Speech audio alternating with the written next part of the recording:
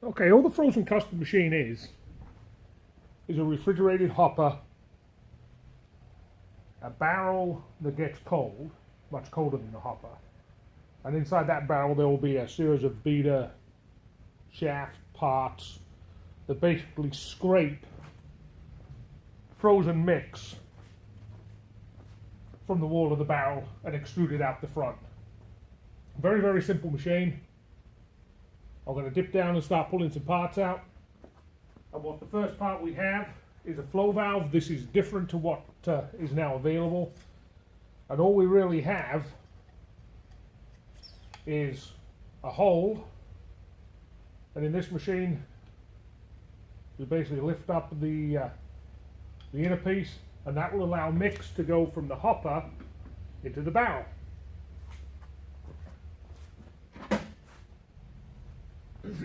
The beater shaft is really the guts of the machine. We have a seal on the back.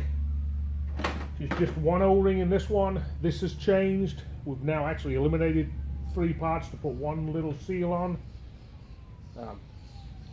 Makes the machine a little bit cheaper as well. We put a nice bit of lube on there to seal it. That's going to go all the way into the back of the barrel.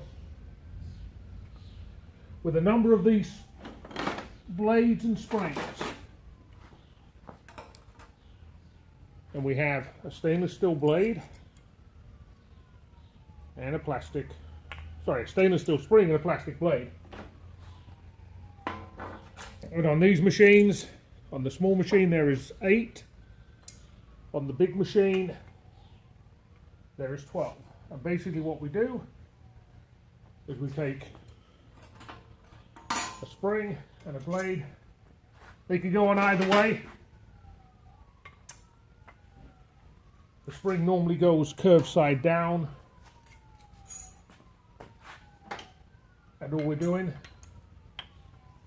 is basically putting springs and blades in until we get 8 of them done. In a proper store, we suggest that you have these parts laid out on a cart to air dry overnight, so that you can count that you've got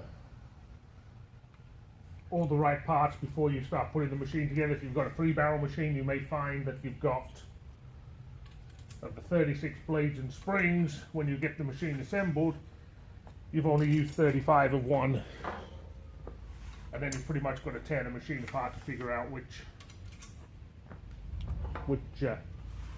barrel you're missing the blade on. This then will slot, hopefully fairly easily, into the back of the barrel where it sits in the motor. This one, for obvious reasons, is not going as well as it should do. Sometimes they take a little bit of messing around. There is a tool that we use to twist them around if we have trouble. That actually finally went in. There is a white bushing that sits on the front. Very important part. Costs $15, $20, but it saves this piece from getting torn up and broken, and that piece would cost you about $1,000.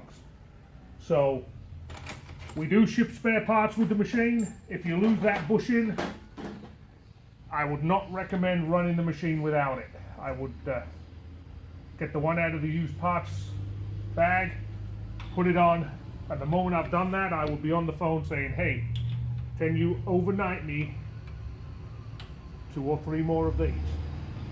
If you don't want to overnight them, then have 2 or 3 in stock, and as you get down to the last 1 or 2,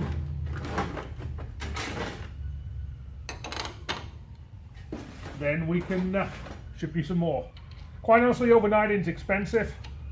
You're paying $40 for a $10 part. A little bit of planning will go make it a lot easier.